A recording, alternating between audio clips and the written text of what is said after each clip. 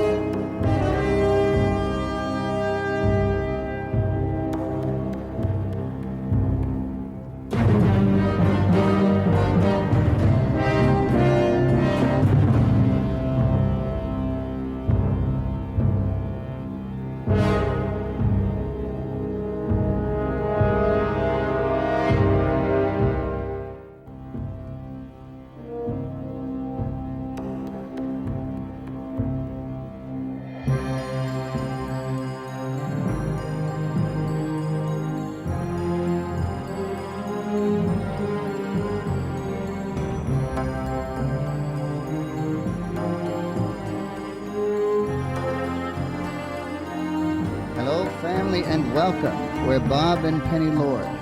We only spent a short time in Poland.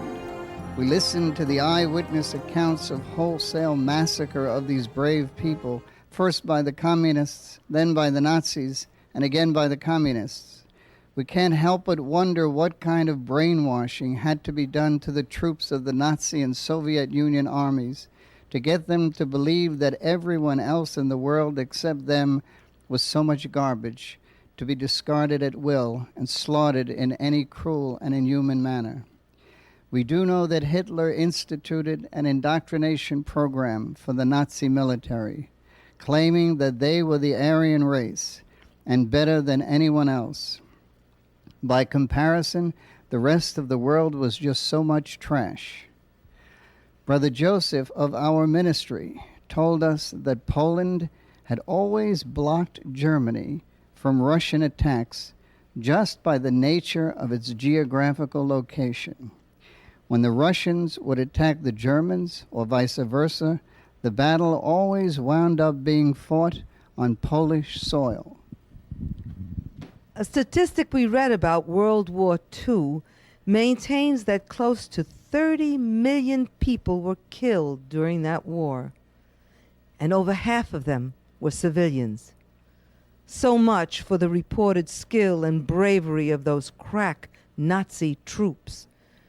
It doesn't take much of either to mow down unarmed, defenseless people with machine guns. They did their best work against unarmed men, women, and children. And let us not forget our priests and nuns. They were not only unarmed victims, they even prayed for their attackers. One of the most outrageous and senseless massacres of the Polish people we have ever learned about was the slaughter of 11 helpless nuns of the Order of the Holy Family of Nazareth in the woods of Novogrodek on August the 1st, 1943. During the war, that was part of Poland. The Soviet Union took it over after World War II and is today part of Belarusia. This also gives you some idea of how these people have been footballed around by tyrannical bullies during this century alone. The Sisters of the Holy Family of Nazareth were founded for the express purpose of ministering to the family. They are consecrated to the Holy Family. Two sisters came to Novogrodek in August 1929. It had been the express wish of their bishop, Zygmunt Lozinski, who had been born in the small town. He wanted them to open a school there, and the Mother Superior was more than happy to accommodate him. But there was a slight problem. He was the only one who wanted them in the town. The people didn't want them. It was an uphill fight from the very beginning. They couldn't find a place to call their own. They were blocked by the people in power of the town. There were many Protestants and Jews. They were suspicious of the little ladies in black. When they appealed to their Mother Superior and in Rome and to the bishop, they were told to stand their ground, stick with it. These dear sisters were so filled with the love of Jesus and Mary. They put up with all the distrust and coldness of the people. They persevered. By October, 2 more came, and they were given half a house. It was so small they had to have the kitchen and bedroom in the same room. But they persevered. The bishop came to bless their humble quarters. When they saw how they lived, he said to them, "Oh, you little flock, you were not accepted in town. You had to seek refuge in the last of the houses outside town, as if in a stable. Be glad and rejoice, for from here will appear the same Christ of Bethlehem. Through you, little flock, Christ will act and radiate until you enter the glory of the Father. You will return to Jerusalem, your city, and become its glory and adornment. The town will accept you, and it will be proud that it possesses you." This was to prove to be a prophecy. Little by little, the locals could see why they were there, to love and teach as Jesus and Mary did. Gradually, the walls that separated them crumbled. The little band was accepted. They were even given a nickname, the 11 Priez Dieu. Priez Dieu is a French word for a kneeler. The 11 nuns would go to the kneelers to the left of the main altar in the Church of the Transfiguration in Novogrodek and pray. People came to look forward to seeing them there. Over the years, it became sort of a tradition. The 11 Priez Dieu, the 11 nuns praying at the kneeler. If one was missing, for whatever reason, great concern was manifested by the townspeople. The question was always raised, is she well? Should I bring her some hot soup? Another tradition of the nuns, which became expected of them, was the way they walked up the hill to the Fara, as the Church of the Transfiguration was called. It was a steep incline, but they seemed to glide up the hill, single file in their black habits, which were down to the floor. First, several of them cut across the road. Then, one after another, they ascended the narrow path to the top of the hill, which wasn't high. It was a small elevation. The climb to their destination wasn't easy, yet to those who observed them, it seemed as though they were gliding along, almost as if they were flying up the hill like birds. Perhaps their wide habits, their pleated collars, and their wind-blown veils made them look so picturesque. They came to be a strong part of the community. The fortitude of these nuns would be an important factor for the spiritual and emotional survival of the little village when the war began.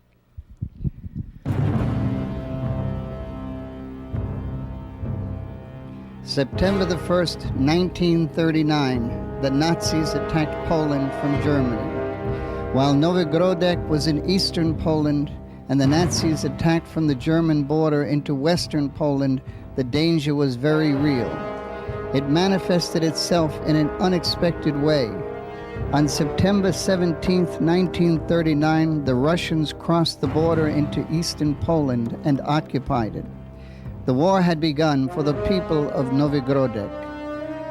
The nuns had to leave their school and their convent. They were not allowed to wear their habits. They had to beg in the town for a place to sleep and board. But they had a motto. Wherever they were, that was their convent.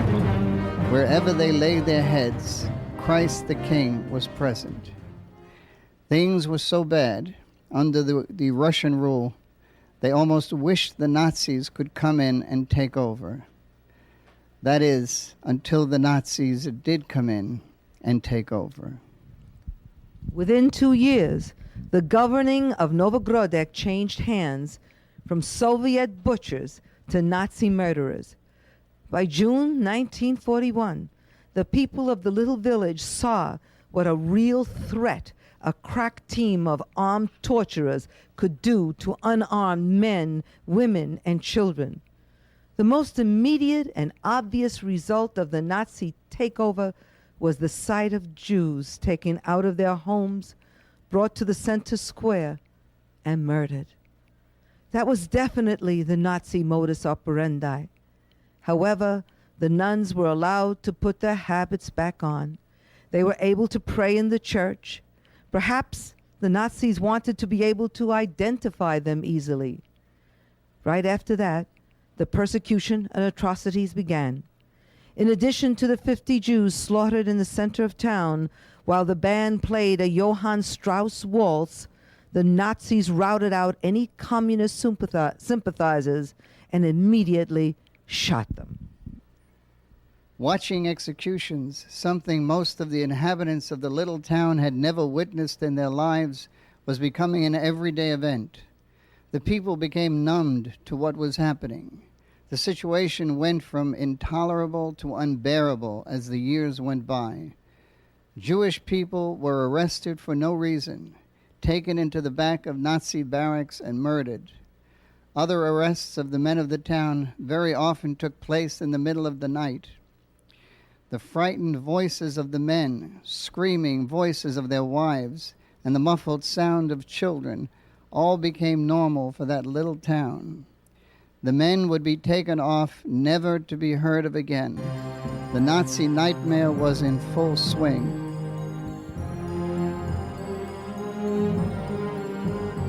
This was the situation on July the 25th, 1943.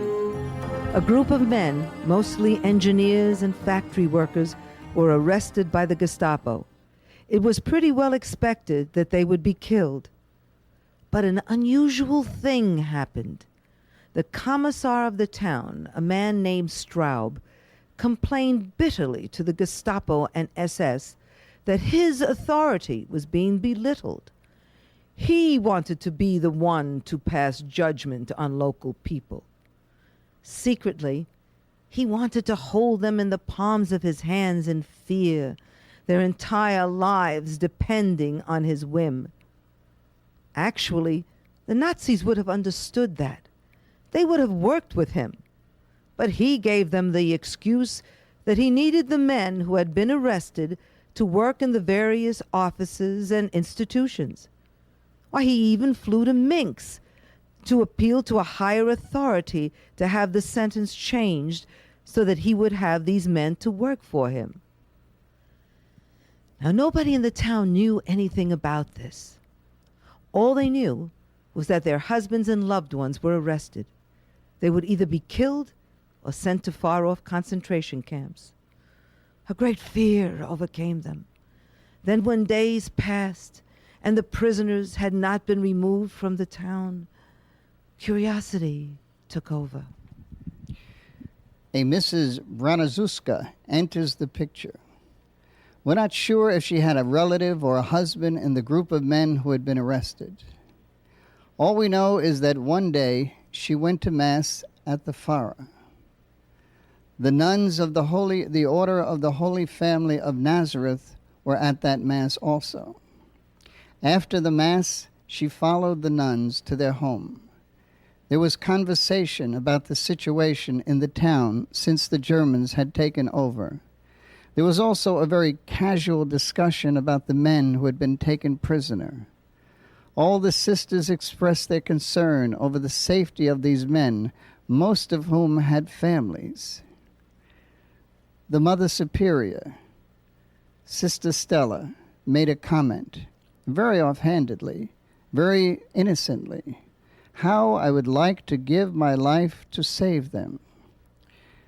The other sisters joined in, also very wistful, stating, and I too, and I also. Why should only Sister Stella do this? We also. Nobody was really paying attention to what they were saying except Mrs. Branazuska, but perhaps that was enough. At this, Mrs. Barnazuska left them. The following Saturday, late in the afternoon, Sister Imelda and Sister Stella were in the church preparing for the 40 hours devotion which was to take place the following week in honor of the transfiguration of the Lord. A civilian Nazi came to the church. He said to all the nuns and to Sister Stella the Superior that they were to report to the Commissar's office that evening at 7:30. A surge of fear went through the Mother Superior.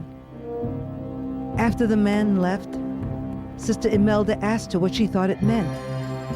Sister Stella shared her fears that the nuns were being taken away to work in Germany, at least the youngest and strongest. The others might be sent somewhere else based on their strength and age. But all of this was speculation, however. She couldn't think of any other reason why they would be summoned. She couldn't bring herself to consider that the little community might possibly be broken up. But she obediently gathered up her flock of 12 together at the church. The local priest, who would himself be a fugitive in a matter of days, held a prayer service and blessed all the nuns. He encouraged them not to be late. It didn't take much to rile the Nazis. He assured them of his prayers. Sister Malgorzata, an older nun, was chosen to stay with him to pray, while the rest went down to the commissariat to get to the bottom of this.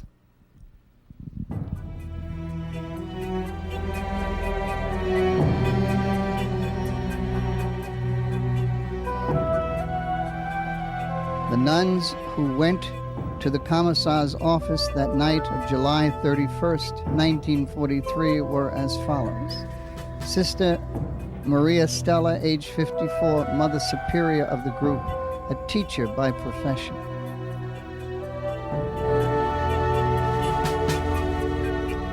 Sister Mary Imelda, age 50, a graduate of a teacher's college.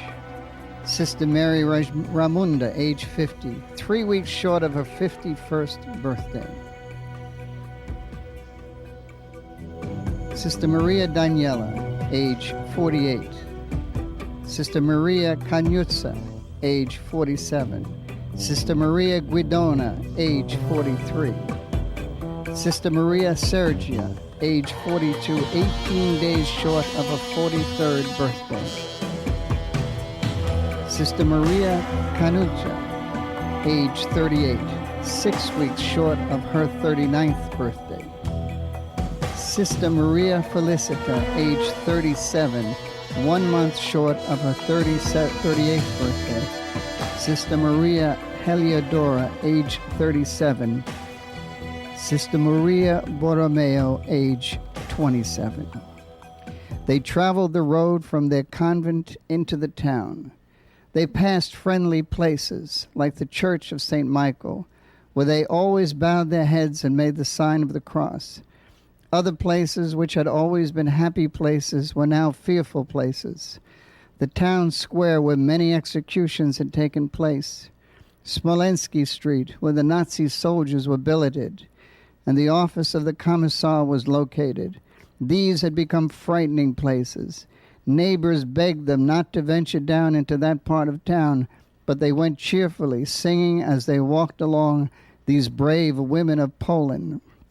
When they arrived at the commissariat, they were swallowed up into the bowels of the building. They were never seen again alive. No one knows exactly why what happened.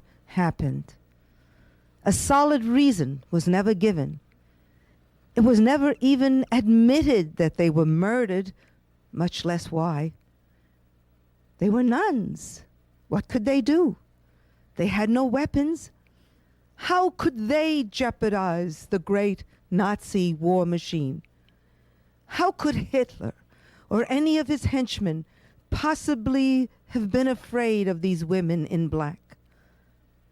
Unless they were afraid of the nuns' boss, the man on the cross, the God-man, whom they could not destroy.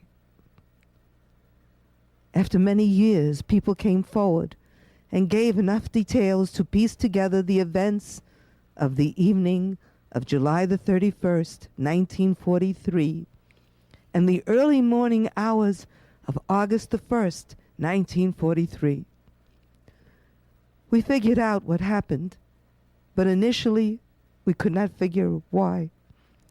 Finally, we were given the reason. The men who were arrested would have to be executed unless someone could be gotten to take their place. The sisters agreed to give up their lives for the lives of the men who were being held prisoner. The commissar needed the men. The Gestapo could not lose face by giving in to his demands. The killing of the nuns would make a suitable compromise. They took the men's places, just like Saint Maximilian Kolbe took the place of a fellow prisoner just 2 weeks short of 2 years before. About an hour after the nuns reported to the office of the commissar, they were taken out of the building and loaded into the back of a truck. It headed in the direction of the woods of Novogrodek. They went out a short distance and then turned around. They came back to the office of the commissar, and the nuns got out again. They were taken to the basement of the building, where they stayed until the middle of the night, somewhere around 3 a.m. They were very cramped in the basement. There was not enough room for all of them to lay down on the floor, so they took turns. Then they were brought out into the woods. They asked to remain in their religious dress, to die with dignity. They were allowed to say goodbye to each other. The Mother Superior, Sister Stella, blessed each one of them. They were kneeling in the same position that they did in the Fara, the Church of the Transfiguration, only now, rather than kneeling on the Prie-Dieu in front of the altar where Jesus in the Blessed Sacrament was smiling on them, they were kneeling on the ground before an open hole, a grave dug for 11. When Sister Stella finished blessing them, the first shot rang out. She was shot in the head. She fell into the grave. Then Sister Imelda was shot in the head. She fell into the grave. The other 9 sisters were shot through the chest. They all fell into the grave. There was a great hush in the woods after all the noise of the rifles killing the nuns. The sound of the silence was piercing. The sun began to rise about this time. The soldiers moved slowly and methodically. They filled the new grave with dirt, then got into the truck and headed back for their barracks. A good night's work done. They had fought a valiant battle against a vicious enemy and had been victorious. A really important question has to be, did they sleep that night? Or any night in the near future? It is said that the next day, a drunken soldier could not get the image out of his mind. He kept repeating how they went. You should have seen how they went, those sisters.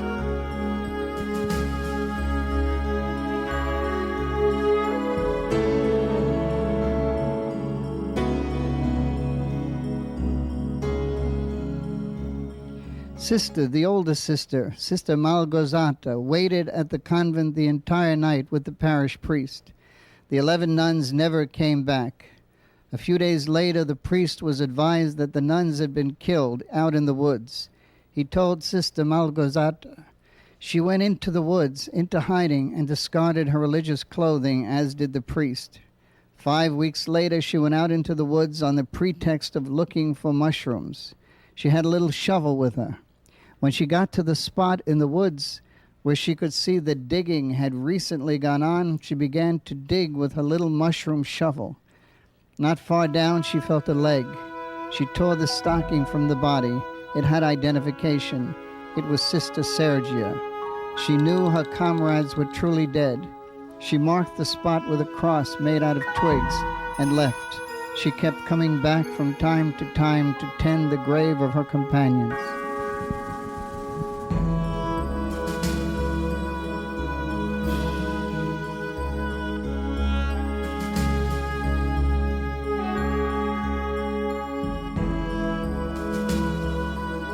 The priest who had successfully escaped the town came back again after a year. The Nazis had already left. Now the Russian troops were in Novogrodek.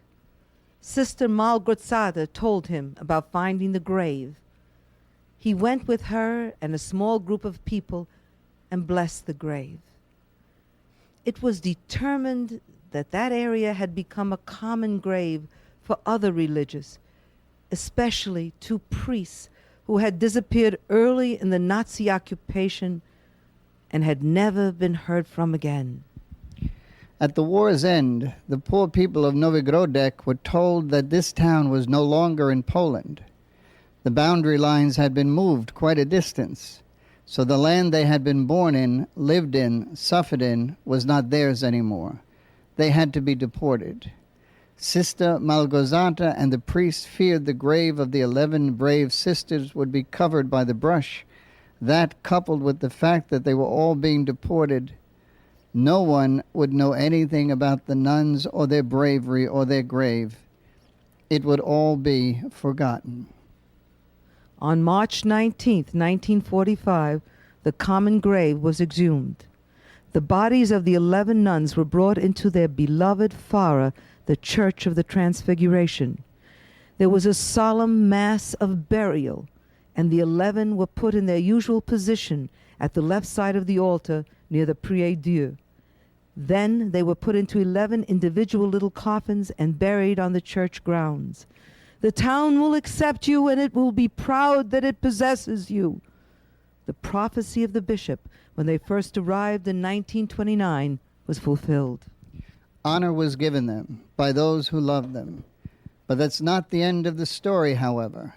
Liberation came to Poland. In 1990, a request was made to open the cause for beatification for Sister Maria Stella and her 10 companions, brutally murdered by the Nazis on August 1st, 1943.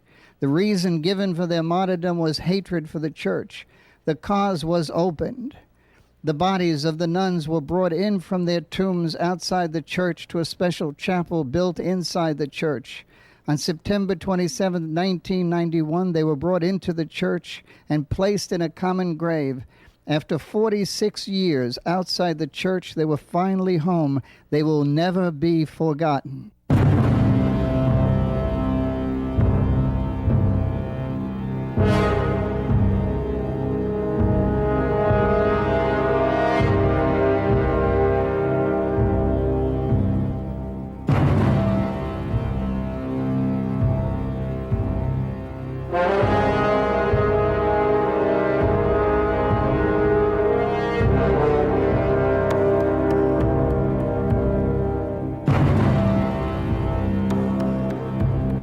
Program